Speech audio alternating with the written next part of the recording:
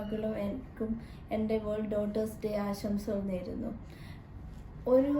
പണ്ട് മുതലേ ഉള്ള നമ്മൾ കേൾക്കുന്ന ഒരിതാണ്, ഒരു പെണ്ണ് വീട്ടിൽ ജനിക്കുമ്പോൾ അതൊരു ഭാരമായിട്ട് കാണുന്നുള്ള ഒരു രീതി.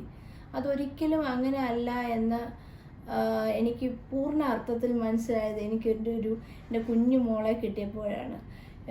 ഒരു മോനെ മതി എന്ന് വിചാരിച്ചിരുന്ന എനിക്ക് രണ്ടാമതൊരു മോനുണ്ടായി.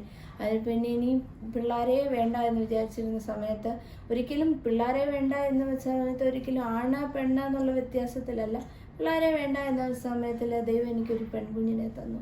അവൾക്കിപ്പോൾ 2 മാസമായി. അവളുടെ പേര് മിഷേൽ എന്നാണ്. ഞങ്ങളവളെ കീക്കി എന്നാണ് വീട്ടിൽ വിളിക്കുന്നത്. എനിക്കറിയത്തില്ല ആ മിഷേൽ വന്നതിൽ പിന്നെ എന്തുമാത്രം മാറ്റങ്ങൾ എൻ്റെ ജീവിതത്തിൽ വന്നു. സ്നേഹം, ആൺപിള്ളേർക്ക് സ്നേഹമില്ല എന്നല്ല, ആൺപിള്ളേരെ നമ്മൾ സ്നേഹിക്കുന്നില്ല എന്നല്ല, എന്തുമാത്രം മാറ്റം ഞങ്ങളുടെ ജീവിതത്തിനുള്ളിൽ. ഇവൻ എൻ്റെ മൂത്ത മോനാണെങ്കിൽ പോലും എന്തുമാത്രം ഇവളെ സ്നേഹിക്കുന്നു.